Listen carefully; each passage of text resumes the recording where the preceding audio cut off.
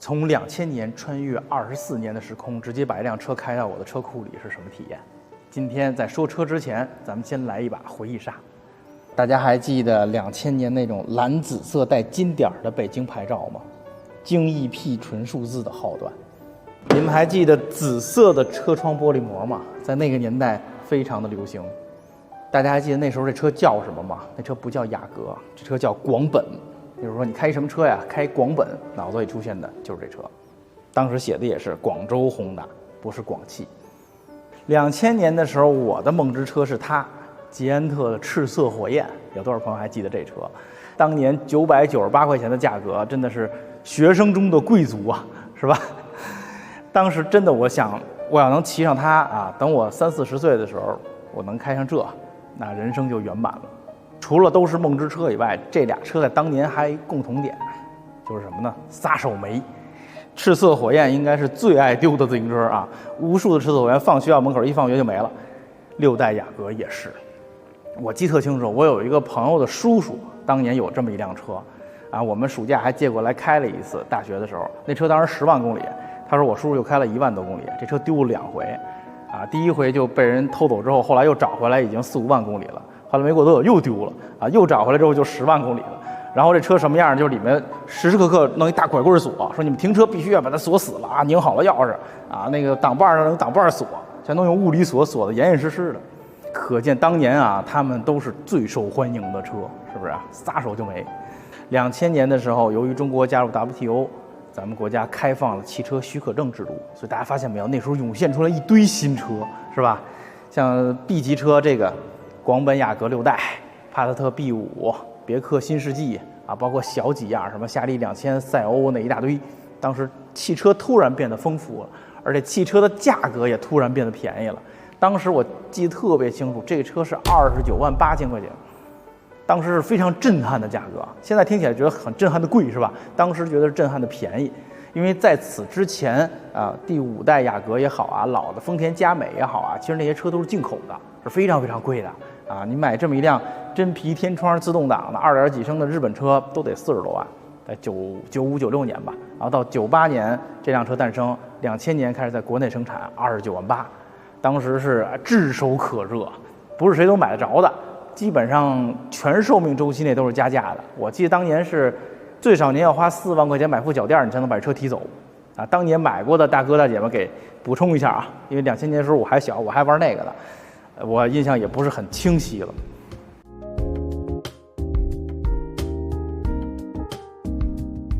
下面咱们来回味一下2000年的广本吧。啊，首先这造型设计来自于上世纪90年代啊，因为这第6代雅阁 CG5 它是1998年到2002年这4年的本田雅阁，所以它整体设计呢还是那种非常低矮扁平的，追求运动感的那种日本车。所以大家看它的高度只有1445。这比后来的车都要矮，而且它的鼻子也特别的扁，是吧？玻璃特别大，因为那个时代其实没有什么雷达影像之类的，很强调车的视野，就是光学时代的汽车嘛。当年汽车博览杂志的吴道宇老师写这篇车，我记得特别清楚，标题叫《秀外慧中》。哎呀，我觉得写的太好了，就是这个车的给人的即视感，非常的秀气。你看前中网窄窄的，中间一个小小的本田标。前灯也是非常长，但是很窄，很秀气。车身没有过多的线条和棱啊，这保险杠很平整，整个车身也是。其实它的整个车身比例和形制呢是90年代的，就大家看那个5代雅阁 CD5， 那个车就是很低矮扁平，只不过那个是流线型的。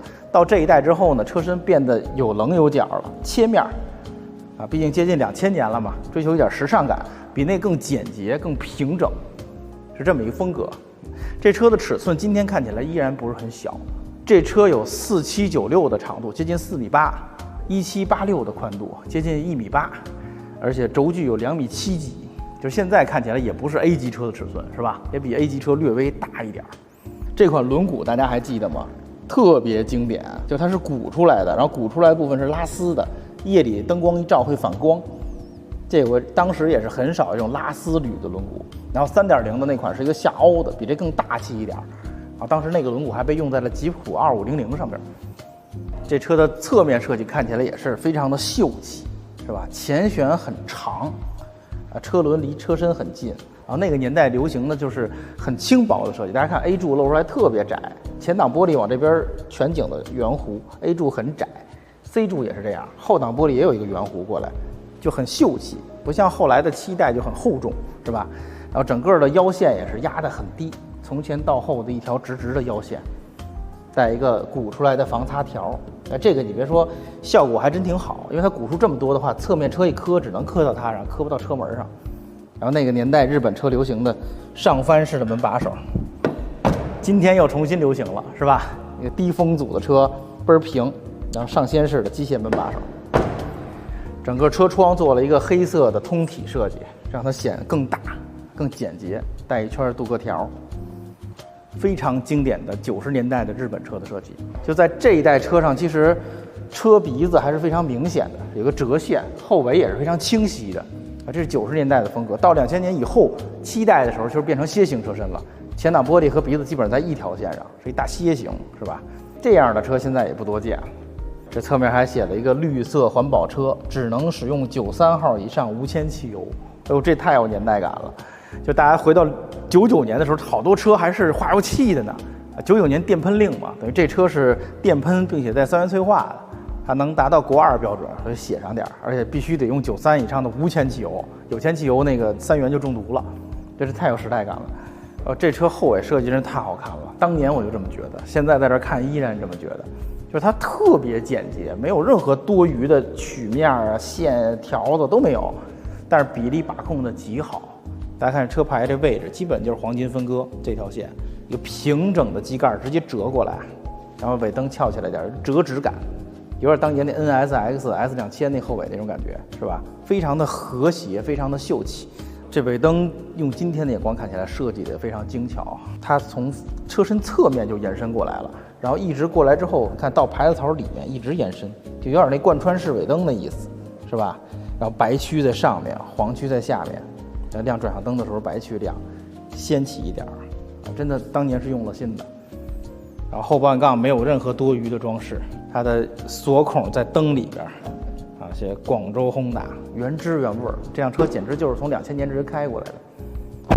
咱们进屋来看看，首先整个内饰风格就非常的90年代的日本车。为什么这么说呢？所有东西都是塑料的，然后它的整个仪表台非常的矮，是一大斜面冲前的，就是看起来特通透。我现在已经是座椅最低高度了，依然非常高。这个内饰呢，用了深咖色和米色2种颜色搭配，整个上面一圈，这仪表台是一深咖色的，中控部分是一完全的塑料件，特别日本。空调按钮很大，那个时候已经是自动空调了，能恒温的，20英尺寸的音响，而且这个时代特有意思 ，CD 机和录音带都有，可以兼容。这是一个交界的时代，到后来录音带就没了，就剩 CD 了，是吧？方向盘还是一个比较老的本田方向盘的款式。这个车已经带辅助驾驶了 ，L0 辅助驾驶，按一下这 Cruise， 然后这边就可以启动我加速减速，只能控制速度，不能刹车，所以 L0。方向盘已经有点岁月的痕迹了开了24年了，已经晒爆了，有点这个皮。然后这辆车在车门板上和座椅上的面上用了真皮，它所有真皮的部分都用了打褶的工艺。大家看，特厚，然后带着褶，特别软，就挺有高级感的还。包括座椅面上也是，全都这样。座椅版型很简单，今天看起来特瘦，但是质感还挺好。这皮子20多年了，状态依然还可以。最经典的老日本车式的直的自动挡，带一个按钮的大挡把，那个年代日本车都这样，是吧？这儿有一个储物空间，现在放手机不错挺大个的。当年我估计是放钱包什么的用的。这儿有一个槽，这是放根笔，这里边能放个本儿，毕竟这是纸质时代来的车2000年的时候人们记点什么东西还是靠纸了，是吧？不像现在用手机记事本就记了。然后同时这儿有一个电源也就是点烟器，它还提供了一小盖儿，上面写12伏10安，带一个小盖儿，里面有杯架那个时候带杯架的车还不多呢，这个还是比较人性化的。特别高的手刹这也是那个年代日本车很流行的总体来讲，这个内饰氛围呢就很日系，就跟当年的德国车、美国车都不一样塑料感有点强，然后追求非常通透、非常运动的感觉。然后还有一个特点就是它的转向柱其实挺短的，那时候的日本车都是这样，只能够着开。我把这个打开，你看只能上下调，不能前后调，比较短的转向柱，都是这么开。是吧？那时候只有日本车这么开，德国车转向柱就长，就能躺着开。然后它的天窗控制在这儿，开过6代7代朋友都知道，天窗在这儿，就是只有司机能控制天窗，副驾驶是不行的。然后同时它的很多的钮都很高，你看它的整个的控制玻璃和后视镜都在最高的位置，触手可及啊，开车不影响视野也能控制。它这个副驾驶的扶手箱也是啊，这开口非常的高，它朝上的。咱们一般扶手箱不都在下面耷拉下来吗？它是朝上的，就整个这个内饰是这样的，这么一个视野啊，高视野的。然后那个年代供北美的车都有一特点，就到处都是机械锁。你看我脚底下这儿有一锁，就是它可以锁的是什么呢？油箱盖和后备箱盖。如果我拿机械钥匙给它锁了，你就把玻璃砸了，你钻进车里边，你也偷不了我油，也开不了我后备箱。那个年代的安全气囊都是非常明显的，方向盘这巨大，副驾驶上面有一单独的盖儿，然后带一缝写着 SRS Airbag。一方面是那时候的技术就不能实现仪表台里的隐蔽起爆，同时它也是显示这车有安全气囊，因为2000年有安全气囊车还不多呢。咱们到后排来体验一下，当年这车可不少领导、不少公司老板买啊。看咱们的后排怎么样？空间其实还可以啊，2.7米的轴距，横置前驱车，前面我正常驾驶位置，还有不到2拳吧，啊，靠背上挖了个洞啊，透了点空间，坐垫特别高。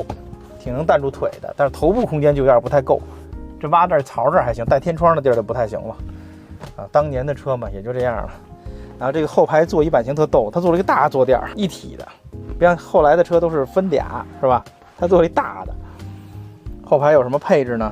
基本上没什么配置，出风口也没有，带一小盖儿，里面烟灰缸，然后后头枕都是集成的，都没有一个单独的后头枕。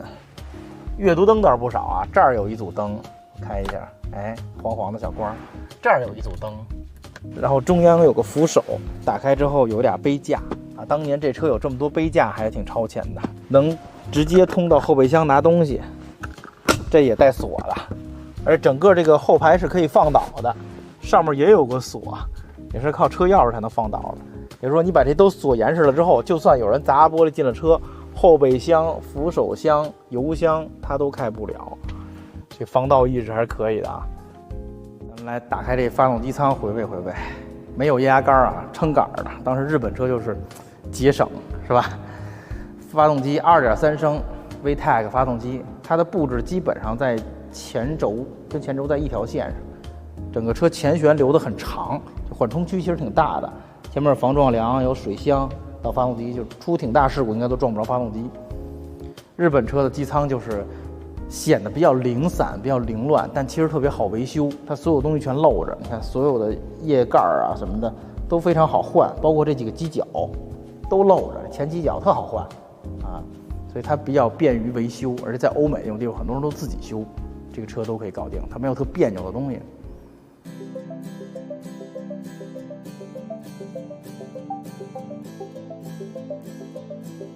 咱来开一圈这2000年的老广本啊！首先第一感觉，大家跟我一起说啊，太通透了，这个车，我的天哪，双线巨低无比，我跟坐外边开似的，而且它的座椅并不能降得特别低，转向柱还比较短，所以我这种姿势开，你能看到线，就轮子都能看到，太精确了，这很轻薄，很通透，就是老日本车的那种感觉。就这是最后一代了，到7代雅阁，明显的仪表台就高了啊，就不是这种感觉了。我特喜欢这种感觉，老日本车，老那个凌志 ES 呀，啊，包括这个雅阁啊，都是这种感觉。就那个时代没有任何的雷达影像技术，所以车的通透感会让你开起来更轻松。后视镜举得很高啊，别看那个镜片不大，视野很好。这车咱们这辆是2.3的，我们查到的数据是150马力，206牛米。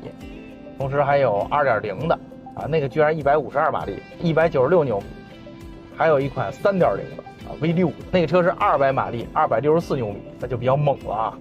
这个150匹的，我感觉吧，0到100加速应该在10秒左右啊，可能9秒多这个样子啊，够用。但是它是高转速发动机，就是你但凡有点动力，必须到3000转左右，哎，它使上劲儿就好开了。当年这车应该不是很省油啊，配个4AT，换挡梯度也比较大。像这车上点年头了，你就能感觉到每次换挡会有一下，你梯度大嘛，你档位换下来之后扭矩坡度比较大啊。总体来讲，开起来还是非常好的啊。底盘、胎噪、路噪相对大一点，硬一点，座椅有点硬，但是就有点又运动又通透，真好。就现在再也没有这样的车了。其实现在的很多电动车，它前面机盖会比较扁，也有这种通透感。就我特别强调这个，驾驶室也是时时刻刻都要影响你的驾驶体验的。那这感觉真好，真是所谓秀外慧中，非常轻薄、非常好开的小车。而且这个车当年是所有这几款车里最皮实，像帕萨特那涡轮什么的老坏，是吧？老别克就更别提了。这个车基本上自然吸气的本田大家都懂，开个10几万公里没什么问题，皮实的很，就管开就行了。透过这紫膜往外看的感觉也特奇妙，就感觉回到90年代了，好多年没有这种色温的感觉。刹车比现在的车要软，但是很直接的那种感觉，你就踩多少就是多少，你想停下就得玩命踩。现在很多车刹车都上了很多科技嘛，你轻轻一带就停下了，其实还有一堆的设备在帮你刹，这就比较简单的那种真空阻力刹车，很真切，刹车加速都特真切啊！你看等发动机的声音涨上来，等着它到3000转才会有动力。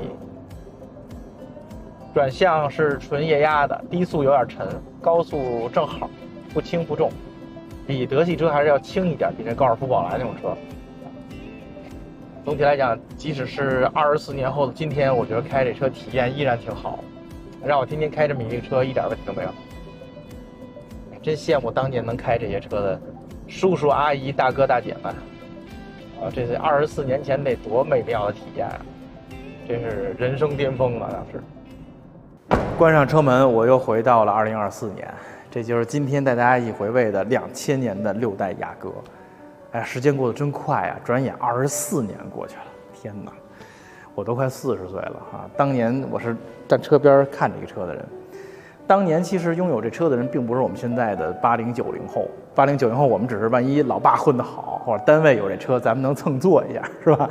当年真正的车主其实是50、60后啊，这一波叔叔阿姨们，改革开放以后有了钱了啊，有了地位了，能坐上这车，那就人生巅峰了，是吧？